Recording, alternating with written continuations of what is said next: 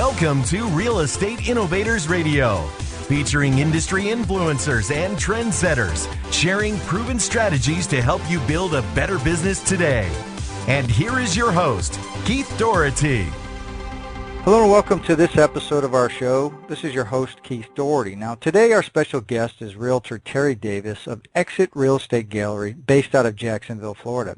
Now, amongst her many accomplishments, she's a certified distressed property expert. She was featured in Top Agent Magazine. She also appeared in Realtor Builder Magazine, and she's been selected 3 times for a 5-star professional rating, and because of that, she actually appeared in Jacksonville Magazine. So, Teri, welcome to the show today. Thank you, Keith.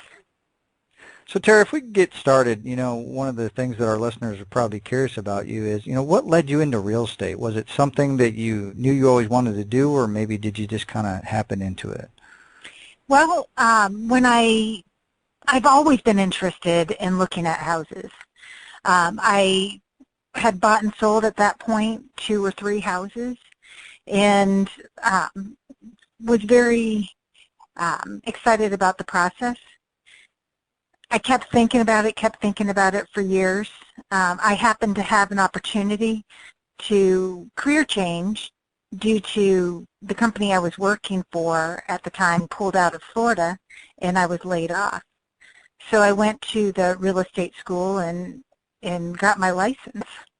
Excellent. So kind of forced you into it a little bit there, kind of pushed you a little bit to give you a little, here you go, you got to make a decision. It definitely gave me the push, and, it was in 2010 when the job market really wasn't a great market, and neither was what people said the real estate world wasn't a great world either, but I found that to be completely untrue.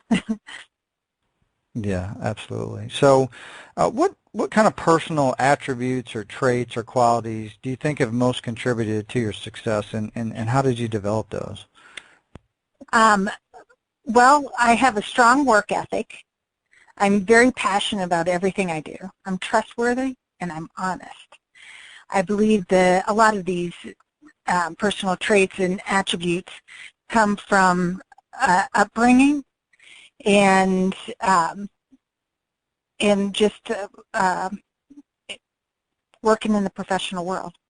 Yeah, absolutely. I think with the people we talk to on the show, a common denominator when if we talk about this area, it tends to be the people who are passionate. A lot of people don't have the passion in their career and their job, and I think it really, people can sense that. They can get a feel for that when you talk to them, when you do business with them.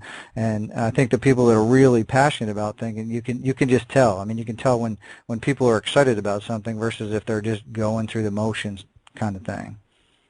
Yes, absolutely. So could you maybe give some specific examples of when these traits have played a role kind of in your path towards success? Well, I feel that every day when somebody comes in, my passion shows through, especially when they tell me what they're looking for and where they're looking for and what they're needing in a new home. The excitement that I get when I know and I can match a buyer to a house or a seller to a buyer is just really, has been really rewarding. I think that when we talk about selling a house, there's a lot to know about a house, especially for first-time home buyers. And I take them through every step of the way. I think just the idea that I know how to handle the situations when they arise. What were some of the major adversities, I guess, or trials that you had to overcome to kind of achieve the success you've had so far? I think that in real estate, especially with how excited I get helping people, is when you come up with situations that are confrontational, whether it's confrontational dealing with a seller or a listing or buyer's agent or just a difficult seller. I hate confrontation. there are some times where you have to be firm. You have to follow the rules. And I think that, you know, when your obstacle is not having confrontations, that was difficult for me, especially dealing with a divorce situation where the husband and wife were no longer speaking to each other.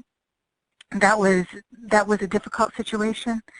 But at the end of the day, everybody has the same goal, and if you keep focused on that goal, it helps you get through everything. Yeah, absolutely. I think that's great advice, that, you know, the focus on whatever you're doing, you know, maintain focus. Sometimes people sway to the left, sway to the right, but you're always going to come back at center and continue to move forward towards, you know, the main objective.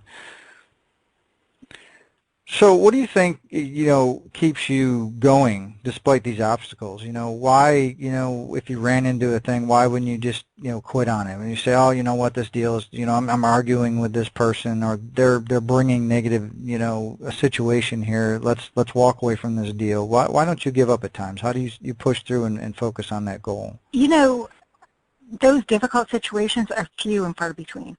You have so many more good experiences and rewarding experiences that one or two difficult situations should never stop you. I look at my three girls. I have three daughters, and I know that everything is possible. So I know everything is worth it, and I'll just keep going. That's excellent. Yeah, that's great. So what would you say for your business is what's your vision kind of for your career over the next 5 years or so? Where do you kind of see yourself going and growing? You know, the biggest thing about me is I like to give personalized service. So I like to keep my business in at a rate that I can still always give that personal business and not push somebody off to an associate or a different partner. I want to be the person that always provides the good service. So I see myself growing and keeping my area specialized and providing good customer service and spreading my name, my reputation around, because referral is the highest form of flattery. Yeah, absolutely. I think if you know, focusing on, which even you've alluded to earlier with how you deal with somebody that just comes in your office for the first time, and you sit down, you get to know them and get to know their needs and their wants, and you try to help them with it. And I think that, especially in the real estate industry, that seems to be, you know, a great way to build that relationship and that long-lasting trust. And like you said, referrals, you know, if you treat somebody the right way, they're going to tell their friends, they're going to tell their family, and potentially come back to you if they decide to do something again in the future. And that's right. And I would say right now 65% of my business is referral business. Yeah, that really speaks volumes for the way you've actually conducted business. So what do you feel is the best way that you obviously said you get 65% referrals, so the way you generate more business from referrals is you treat people the right way and you get good outcomes for people, but what do you feel is the best way that you continue to market yourself as a real estate professional so that you can continue to grow? Well, I like to stay active in my community. I participate in the local school PTAs. I am in my county PTA board. I network with different groups of people. I do network with a lot of different realtors as well, so that I always know what's coming up on the market. I'm one of the realtors that other realtors want to work with. I participate in my children's sports events. And I think that I get my name out that way.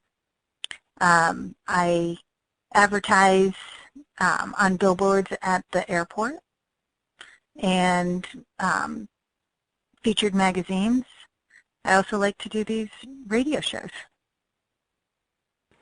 Absolutely. I think one of the things you touched upon there that a lot of people, I think it's important to highlight is that you're an active member of your community. So whether it's with your children or at other community events or helping an association or something, that people are seeing you out and about, that you're an active member, that you're not just, hey, I'm not here just to try to get your business and to make money from it, but I'm here as a person. I'm here to help. And then they realize, like, oh, hey, there's Teri, she's, so they're going to know and see you. So when it comes in time to say, hey, we need to sell our house, who should we call? Oh, hey, yeah, that's right, Teri. We should call Teri. So I think that's great that you do that, and I don't think you do it just to generate business, but you do that because that's the kind of person you are, right, from the sounds of it. Absolutely. So what would you say is the biggest misconception or myth that people might have about working with a real estate agent? I think so many people out there think that they can do what a real estate agent does. And it might be true, but I know I can do it better and more efficiently. I sell 10 houses a month or 100 houses a year, where most people have sold 3 or 4 in a lifetime. So it's something that I do over and over again. But I feel that there are some people out there that feel that there's not a lot to do with real estate, and I take that as the highest compliment, because there's so much that goes behind the scenes. And if you felt that it was easy and not stressful, then I've done my job well. Absolutely. So this is kind of a hypothetical situation, but let's say you get a call from a family member in another state, and they're interested in selling their home. They say, we know we're going to sell. Maybe they live up north or something. They want to come down to Florida. What advice would you give them about selecting an agent that could best serve their needs? Kind of like you take care of your people. What kind of advice would you give them of what to look for to pick that agent? Well, I feel it's very important to interview your realtor. And I feel that you need to match personalities, because this is something that you have to feel very comfortable. You're putting trust in somebody else to get the outcome that you desire. So when interviewing a realtor in another area, first of all, let me just tell you that if somebody I know that was selling their house other than in Jacksonville, I would personally select 3 realtors for them, interview them, and then ask them to interview them to see if that would match. Knowing my family and friends as well as I do, I think I can pick out a very good realtor that would work well and get the results that they deserve. But, things that I like to ask is if they've sold in the area. What do they know about the area? Why would somebody want to live in the area that they're selling in? Because if they believe it, then they can sell it. I feel that listing or marketing the house is very important. So what avenues do they use in marketing? 89% of all buyers start on the internet. So how big is their internet presence? And what kind of advertising and marketing do they do? How are they going to get it sold? What is their average time on the market? I think that you want to look for somebody who is a go-getter, who's active in the area and known in the area. Excellent. It sounds like you fit all that criteria of, if somebody wants to work with you, that, you have the connections, you have the experience, you have the closing ability, you have the ability to market and sell and all that, and people know you in the community. So if people are looking, obviously in the Jacksonville area to kind of reach out and be able to get in touch with you, if they need an agent, where's the best place for them to go to find more about Teri Davis? Do you have a site or somewhere that we could tell the listeners to go to? it's under terisellsjacks@gmail.com, or I'm sorry, terisellsjacks.com. And my name is spelled with one R and an I, so it's Teri, S as in Sam, ELL, S as in Sam, JAX.com. That's my website. It's hooked up to the MLS, or multi-listing system, which you have access to everything that's on the market in the Jacksonville area.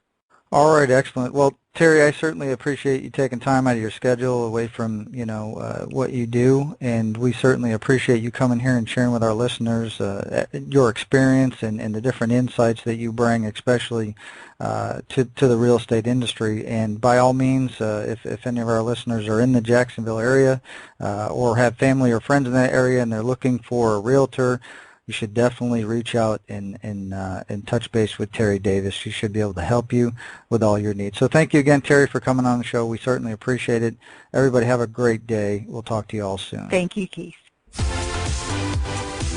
Thanks for listening to Real Estate Innovators Radio. To hear all episodes featuring leading real estate industry influencers and trendsetters, visit us online at realestateinnovatorsradio.com today.